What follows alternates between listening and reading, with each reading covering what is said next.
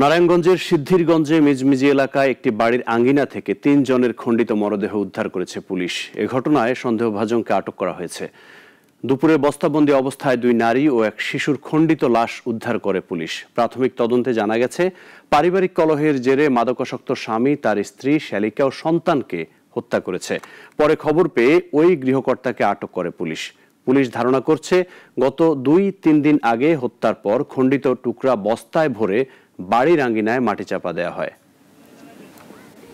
3টা dead body পাওয়া গিয়েছে, তার মধ্যে 2টা মাথা কাটা এবং একটা 4 বছরের বাচ্চা।